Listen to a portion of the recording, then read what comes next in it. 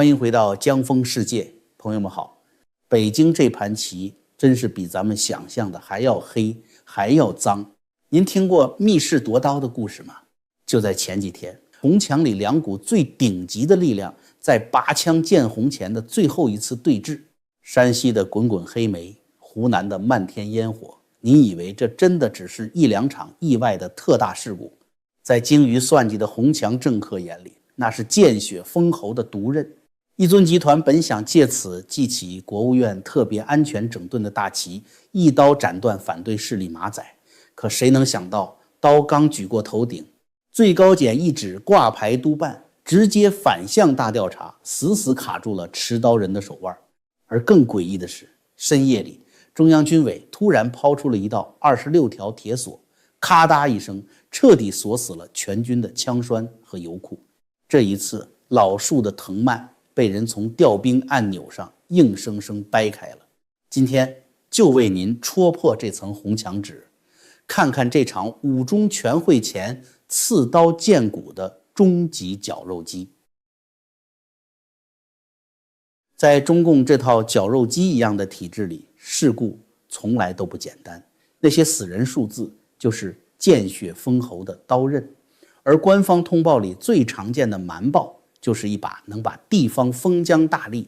部委官僚甚至更高层政敌一刀捅穿的政治凶器。老习盯着报告上的伤亡数字，脑子里浮现的只有4个字：借刀杀人。本来这把刀已经快要落下去，山西那边矿难死亡人数一变再变，瞒报的线索一条接一条，只要把这根导火索往政治方向轻轻一拧，马上就能织成一张铺天盖地的大网，把山西本地的政敌一网打尽。湖南那边烟花爆炸，牵出非法生产和黑保护伞，只要顺藤摸瓜，就能顺着地方政法、安监、公安、检察一路往上摸，直接摸到背后的通天巨擘。本来这把刀正死死攥在国务院调查组的手里，但就在这个最微妙最紧要的节骨眼上，最高人民检察院突然宣布，这2个案子最高检直接挂牌督办。您想啊，这难道只是为了查清2场事故的真相？事情绝没那么简单，这叫以牙还牙。最高检这一挂牌，这件事就不再只是国务院调查组和地方政府关起门来玩的安全事故内部汇报了。所有的卷宗，每一个带血的口供，所有的秘密线索，全部要在深夜里被紧急密封，送进最高检大楼。调查组的主导权被硬生生地分走了一大半。这就是一个精心设计的反向调查入口。你国务院调查组不是要查地方瞒报吗？好，最高检就来查，是谁给了地方官员胆量去瞒报？背后有没有更大的政治默契？你说地方有保护伞，好，最高检就去查，这个保护伞到底是谁的关系？你想用死人数字砸烂对手的政治前途，我就顺着这个死人数字反过来查你手里这把刀到底是怎么磨出来的。而更狠的是，最高检在同一时间完成了一场极其阴险的人事卡位。就在5月27日，官方公布陈东升正式出任最高人民检察院党组成员、政治部主任。这可是个杀人不见血的位置。最高检政治部那是直接卡着全国所有检察官帽子的大关口。地方检察院想配合国务院调查组把案子往某些元老或者反对势力的头上硬拧，陈东升坐在这个位置上，根本不用去跟你争论案情、讨论法理，他只需要冷冰冰地问一句：你这个班子的政治站位还适不适合继续干下去？一句话就能让你头上的乌纱帽当场落地。现在我们来看这场博弈里那个被推到前台的关键人物，国务院副总理张国清。这段时间张国清不可谓不风尘仆仆，山西出事他往山西跑，湖南爆炸他往湖南奔，他手里攥着特别重大事故调查组这块金字招牌，带领着大批人马，本想顺着事故责任链把刀口对准山西和湖南这2个省的省长，来一场惊天动地的政治清洗。可是正当他要把刀举起来的时候，他猛一回头，突然发现自己身后的2根承重柱竟然在短短几天之内被人干净利落地给拔了。第一根柱子叫徐留平，就在5月23日，官方宣布徐留平落马。大家不要去记那些枯燥的官方头衔，你只要记住，他是卡着全国工会巨额油水，在汽车圈和军工圈横着走的军工少帅。他是张国清在军工系统、兵器装备集团深耕多年，一手提拔和培养起来的绝对心腹、铁杆兄弟。就这么在周末被中纪委毫无预警的一巴掌按倒。第二根柱子来得更快更狠，就在陈东升官宣上任最高检政治部主任的同一天，5月27日，江西省委常委、统战部部长李伟官宣落马。这个李伟同样不是普通官员，他是张国清麾下最得力的账房先生和军工嫡系先锋，这不就是赤裸裸的警告吗？这就叫政治上的围魏救赵，这就是最残酷的以牙还牙。蛰伏在阴影里的元老派系反对势力动起手来，那真是刀刀见骨。讲到这里，咱们先稍微缓口气，看着中南海这些高官拼死厮杀，最核心的竞争力到底是什么？看谁身体好，看谁能熬得过对手。当年司马懿熬死了诸葛亮，熬死了曹家3代人，最后才夺了天下。政治斗争到最后拼的就是精力，就是体力，就是谁的身体底子更硬实。咱们这些在台下看戏的人也一样，要想看明白那些红墙里的野心家最后怎么落马，我们自己必须得有一个好底子，有一个好身体。所以江峰一直跟大家推荐普瑞堂的玄宝黑参，它的效果非常好，适合平时慢慢养，给身体打底，每天用它调理，身体稳了，气力足了，精力充沛了，咱们才有精神继续看这场中南海的历史连续剧。现在普瑞堂特别给江峰世界的朋友准备了专属优惠，大家点击视频下方链接，结账时输入我的专属优惠码 GF， 就可以享受全球免邮费。而且现在还有加码福利，购买满$500，厂家直接赠送1整根高品质的黑参，多买多送，上不封顶，给自己补一补，也可以给家里的长辈准备一份。好，广告之后，咱们马上回到今天最关键的第2把锁，军委26条，元老如何严防调兵。借着事故调查砍下来的政治砍刀，刚刚被最高检一记反手死死卡在了半空。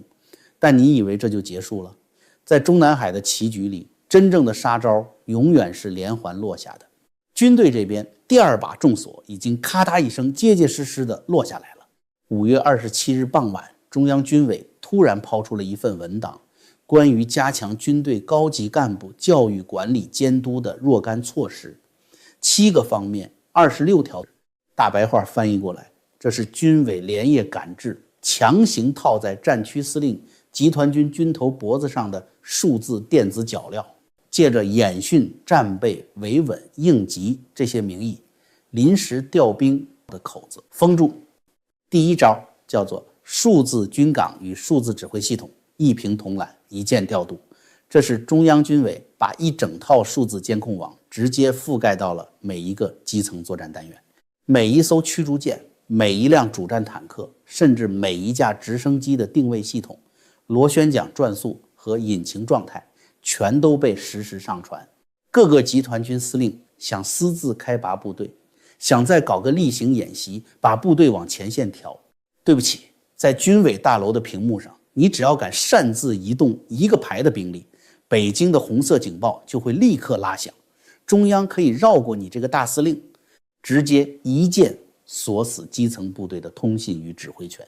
这叫彻底剥夺将领的私自开拔权。而第2招才是真正能把所有心怀鬼胎的军头直接掐断气的绝杀。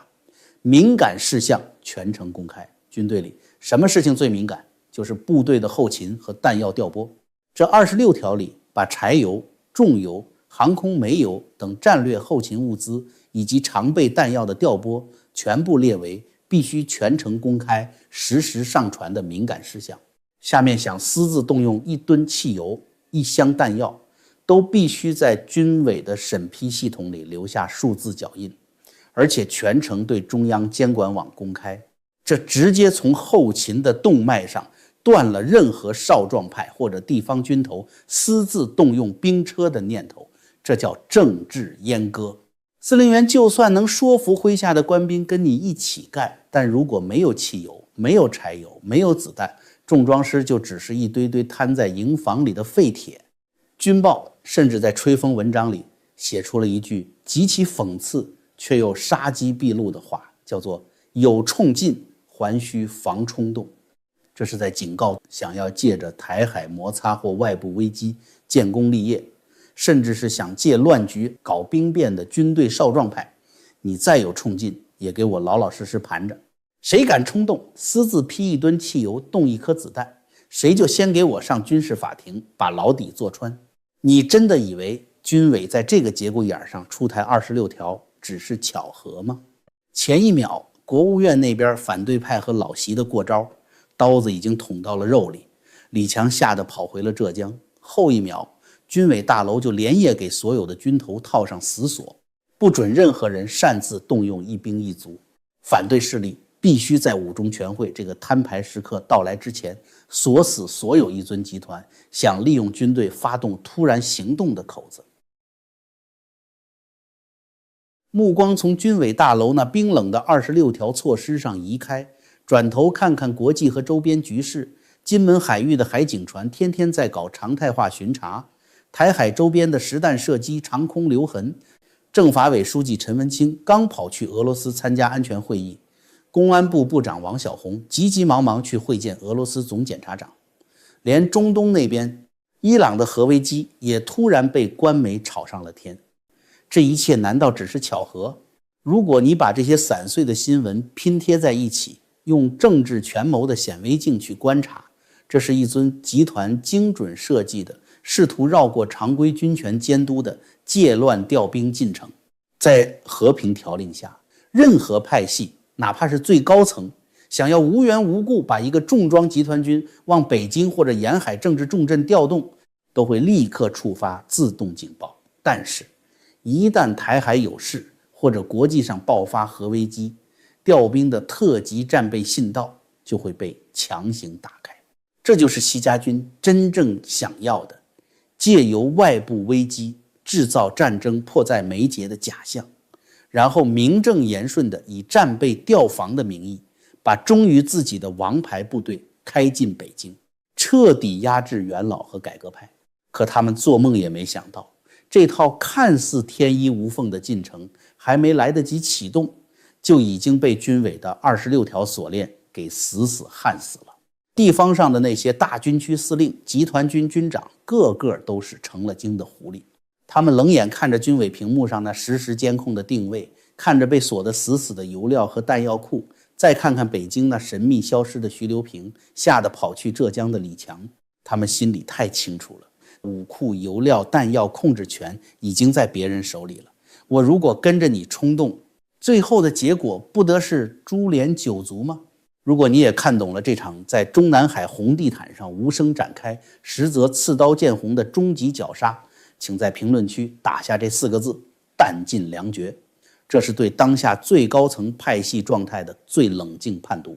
帷幕正被一寸一寸的无情拉开。周三，人民网突然在头条发布攻城不必在我，这分明是元老集团与改革派联手给他递上去的退位通牒。五中全会的政治大线已经在所有人的耳边倒计时。张国清的左膀右臂被连夜按倒，李强吓破了胆远遁浙江老巢，